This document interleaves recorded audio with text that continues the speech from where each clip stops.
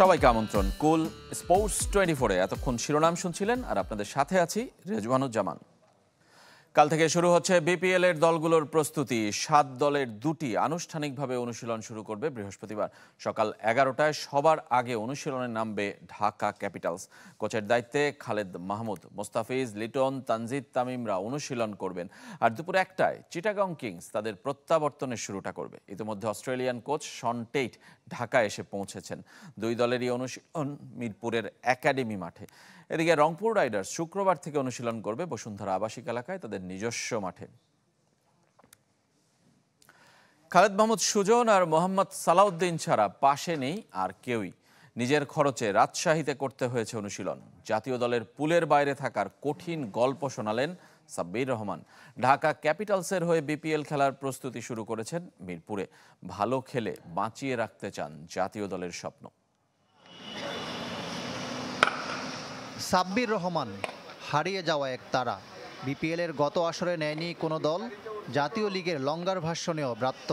দেশের বাইরে খেলেছেন 2টি টি10 লিগ। দিনের পর দিন ম্যাচ না খেলায় আলোচনার বাইরে চলে যান সাব্বির। মিরপুর স্টেডিয়ামে আসতেন না খুব একটা। নীরবে নিভৃতে অনুশীলন করেছেন রাজশাহীতে।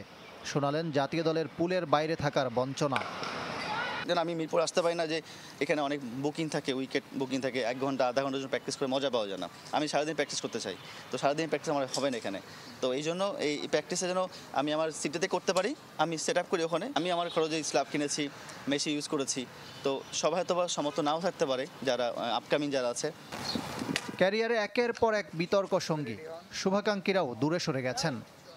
আমি মাঝখানে সালাউদ্দিন স্যারের সাথে প্র্যাকটিস করেছি, মাঝখানে সুজন স্যারের সাথে আন্ডারে প্র্যাকটিস করেছি। তো ওনাদের সাথেই মাঝে মাঝে কথা হয় আমার। এই বেশি আর কারো লিঙ্ক আমার নাই। সবার সবার লিঙ্ক থাকে, সবার সবার গ্রুপ থাকে। তা আমার এই দুজনের সাথে আমার কথা হয় স্যারের সাথে। সব ভুলে নতুন শুরুর অপেক্ষা। সুযোগ এসেছে ঢাকা ক্যাপিটালসের হয়ে বিপিএল খেলার। ভালো খেলে জাতীয় দলে ফেরার স্বপ্নটাও বাঁচিয়ে রাখতে চান সাব্বির রহমান। চেষ্টা করছি কামব্যাক করার জন্য, এই জন্য মাঠে করছি। বিপিএলের সুযোগ পেয়েছি, বাইরের দেশে খেলতে আছি। তো আশা তো সবাই করে এবং আমার ফ্যামিলিও আশা করে, আমিও আশা করি। তো আসলে আশাটা কীভাবে হবে সেটা ভালো খেলার পরে। তো চেষ্টা করব ভালো খেলে আবার কামব্যাক করার জন্য।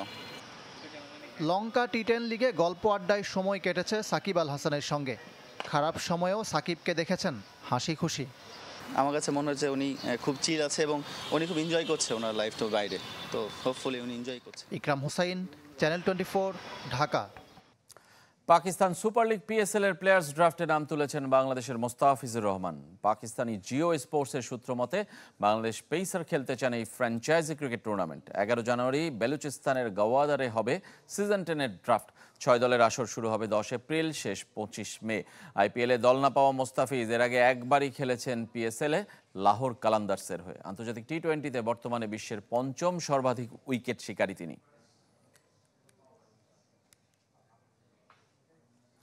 আইসিসি টি20 বোলারদের র্যাঙ্কিংয়ে সেরা 10-এ জায়গা করে নিলেন শেখ মেহেদী। ওয়েস্ট ইন্ডিজের বিপক্ষে অসাধারণ বোলিংয়ে 8 উইকেট নেয়ার পুরস্কার পেয়েছেন এই স্পিনার।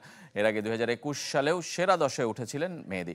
13 ধাপ এগিয়েছেন তিনি এবার। বাংলাদেশিদের মধ্যে দ্বিতীয় অবস্থানে তাসকিন আহমেদ, 7 ধাপ এগিয়ে ক্যারিয়ার সেরা র্যাঙ্কিংয়ে এই পেসার। ক্রিকেটের শর্টার ফরম্যাটে এবছর বাংলাদেশিদের মধ্যে সর্বোচ্চ 35 উইকেট নিয়ে রিশাদের অবস্থান 17 নম্বরে। 2 পেসার হাসান এবং তানজিম সাকিবেরও ক্যারিয়ার সেরা র্যাঙ্কিং। 23 ধাপ টপকে হাসানের অবস্থান 24, 16 ধাপে গিয়ে তানজিমের অবস্থান 45। 707 পয়েন্ট নিয়ে র্যাঙ্কিংয়ের শীর্ষস্থান ধরে রেখেছেন আকিল হোসেন। কাল বক্সিং ডে, ব্যস্ত থাকবে ইউরোপীয় ক্রীড়াঙ্গন। ক্রিকেটে 2 টেস্ট, সেঞ্চুরিয়নে দুপুর 2টায় পাকিস্তানের মুখোমুখি হবে দক্ষিণ আফ্রিকা। এর আগে মেলবোর্নে ভোর 5:30টায় ভারতের মুখোমুখি হবে অস্ট্রেলিয়া। বড়দিনের পরদিন নিয়ম মেনে বক্সিং ডে টেস্ট। অস্ট্রেলিয়ার প্রতিপক্ষ এবার ভারত। মেলবোর্ন ক্রিকেট গ্রাউন্ডে 90,000-এর বেশি মানুষ দেখবেন বর্ডার গাভাস্কার ট্রফির 4র্থ টেস্ট।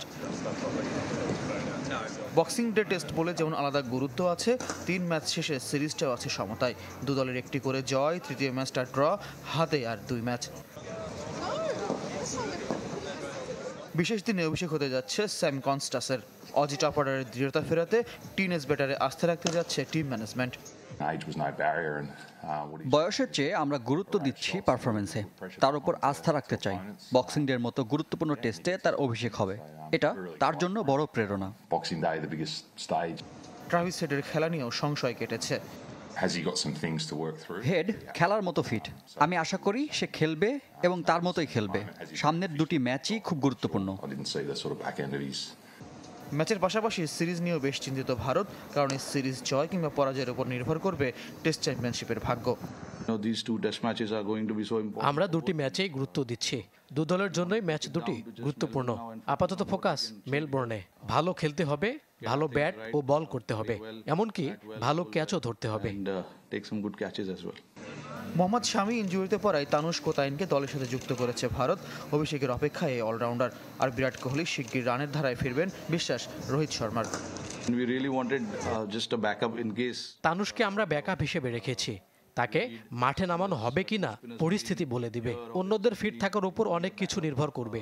উইকেট অনুযায়ী কোনো ম্যাচে পেসার বা স্পিনার কম বেশি হতে পারে, সেক্ষেত্রে তাকে বিবেচনা করা যাবে। Through a hernia surgery. 5 ম্যাচের সিরিজ শুরু হয়েছে নভেম্বরে, শেষ হবে জানুয়ারিতে। ফয়জুল ইসলাম, চ্যানেল 24। এই ছিল কুল স্পোর্টস 24 এর এখনকার আয়োজনে। ধন্যবাদ সবাইকে সঙ্গে থাকার জন্য।